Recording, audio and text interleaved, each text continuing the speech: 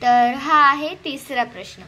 तर तुम्ही इथे पाहिला असेल हा प्रश्न अल्जेब्रिक एक्सप्रेशनवर आधारित आहे. या प्रश्नामध्ये काय दिलेलं आहे, x + 9 ब्रॅकेट आणि दुसऱ्या ब्रॅकेटमध्ये दिलेलं आहे x - 7. फुल लेंथी हा क्वेश्चन सोडवण्यापेक्षा आपण हा क्वेश्चन ट्रिकने कसं सोडवायचा हे बघूयात. तर सगळ्यात पहिलं काय करायचं, हे जे x + 9 आहे याचा फोड करायचा. म्हणजे कसं, ते आपण x लिहिला. आता हा जो ब्रॅकेट आहे हा याच्या पुढे लिहायचा, x - लिहिला. आता हा उरलं काय आपल्याकडे, +9 उरले. त्यामुळे ते +9 आणि पुन्हा हाच ब्रॅकेट x - 7 याच्या पुढे लिहायचं. ठीक आहे. आता पुढच्या याच्यामध्ये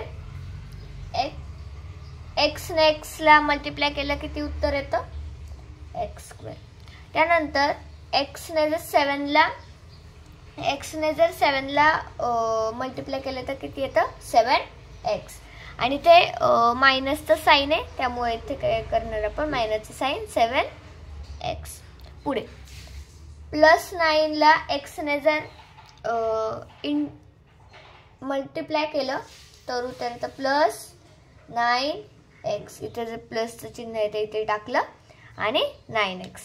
पुढे +9 ने जर 7 ला जर मल्टिप्लाय केलं तर उत्तर येतं 63 आणि ते मायनसचं साईन आहे त्यामुळे ते -63.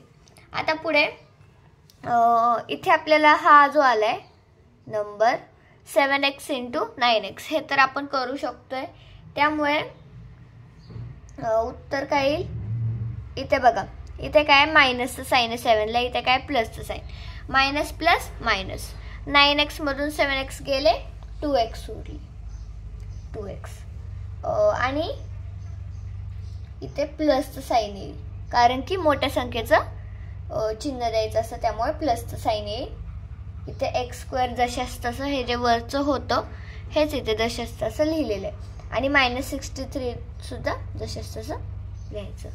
आणि आपलं उत्तर आहे x² + 2x - 63.